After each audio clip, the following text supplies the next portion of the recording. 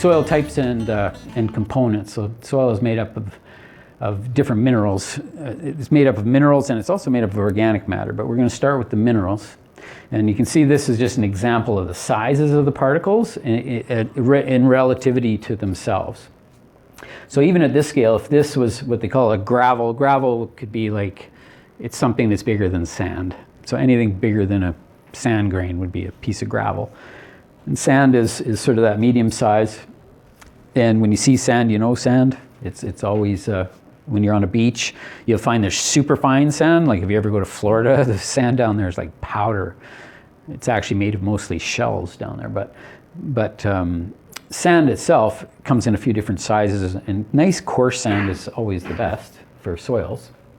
Silt is very, very tiny. You can just barely see a little dot there. And this is what we have predominantly in the Okanagan is silt. So when we buy soil, we buy topsoil, it's just silt. Clay is invisible to the eye. It's so tiny you can't see it. You need to have an electron microscope and look at it and you can see a particle of clay. So that's how tiny it is. So knowing that plants need oxygen for their roots, you want to have these things in different ratios, right? So that you have little air particles in there, little air spaces.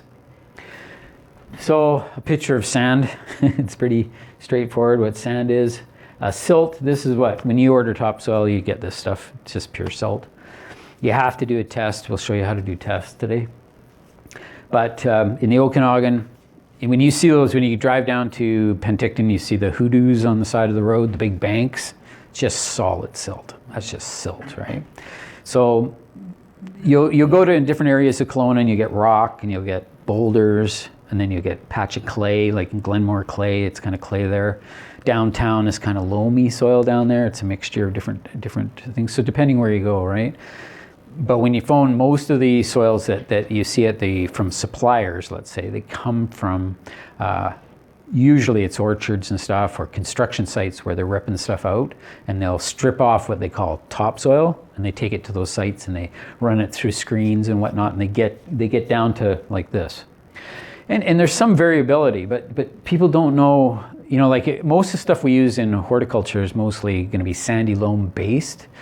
Yeah, sandy loam is kind of ideal, and then you can add different ingredients to it to make a nice topsoil. Right. So how does Nature's Gold Traditions compare?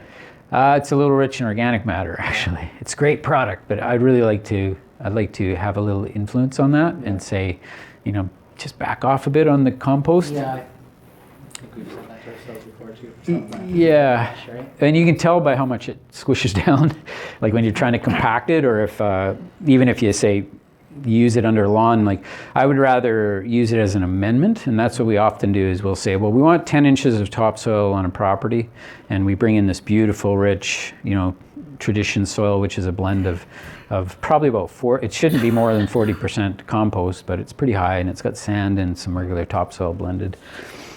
But if you were to use that as a soil amendment, that would be ideal. So you're just making it like less than 20% in your ratio. So clay is pretty easy to identify because it's like a solid mass. So when you get straight clay, it's kind of hard to find. You can find it around Kelowna, like out in Glenmore, they say Glenmore clay, right? There used to be a plant there that made bricks, and they would just take the clay right out of the earth, form it into bricks, bake it, and sell them, right? And they would make all kinds of containers and stuff.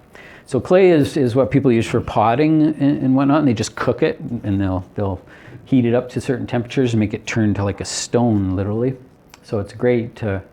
It's a great thing, but it has its pros and cons. One thing it doesn't have, oxygen. It doesn't have much oxygen in it. So organic matter is the other end of the scale, and I always say OM because I always refer to it as OM, organic matter, and this is what's normal on the planet, right? So you start looking at the whole Earth and you find out, okay, where does the compost exist? Where does the organic matter exist? And it's always right on the surface, right? And everywhere, every plant, everywhere, if it's a plant, it lives with compost, except for in the deserts. So we live in a desert here, so we don't have much organic matter. We mentioned it's less than 1% in the soils here. It's predominantly silt, and it's very low percentage of organic matter.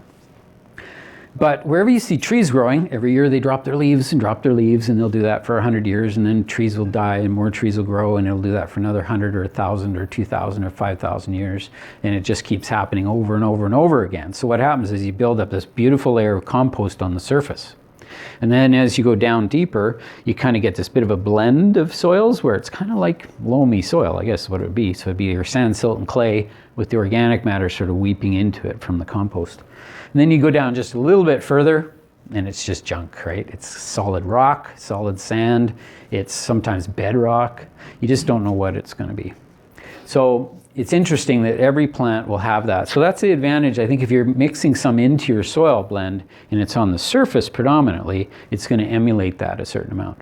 But if you, when it comes time and you're putting on rock mulch compared to say a compost mulch, the compost mulch will always be healthier for the plants, even though it's got to be replenished, on a regular basis, which is good for maintenance. But the rock part of it is more permanent, but it doesn't replicate the forest litter, which is more sort of what this is like. So again, organic matter, as humans, we compost. This is just a picture of a guy who's composting. I don't know, he's pointing at where his last compost pile used to be. Somebody must have stolen it. But it's amazing how compost, you can see the size of one of his bins here, and then he's got another bin, he's got straw that's all buried underneath. Like, he's making some pretty massive moves. Looks like he's got manure mixed with other types of compost, and then he's got a finished pile there.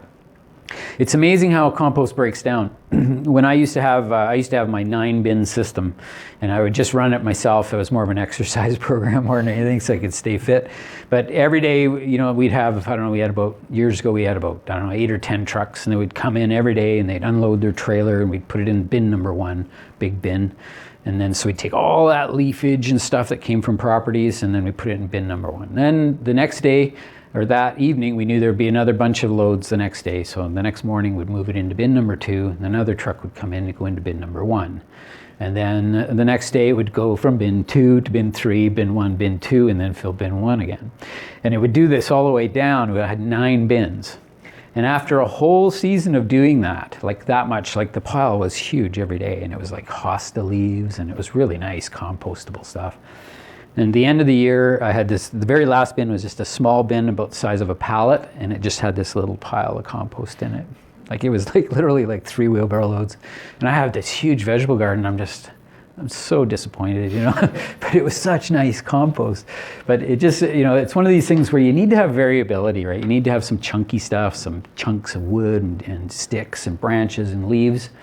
Manures are an interesting concept, because manures, they're quite different than leaf materials. So if you take leaves and compost, like what we were looking at here, if you take this and break it down, it becomes acidic, right? It's very acid, because that organic acid, and that's what the plants love, and that's what makes the nutrients absorb so easily, organic acid. But if you take manures, which this looks like manure to me, you take manures, once an animal eats the plants and they consume it, they take all the carbohydrates and stuff out of it, and what they leave behind is mostly calcium. It's all the cell, the outer parts of the cell and the hard, rigid parts of each leaf and all that. So all the tough stuff, which is mostly calcium-based. And then when that comes out, it's alkaline. So acidity and alkalinity, they're two opposites. So when the leafage decomposes naturally, it becomes acidic. And when it goes through an animal, it becomes alkaline.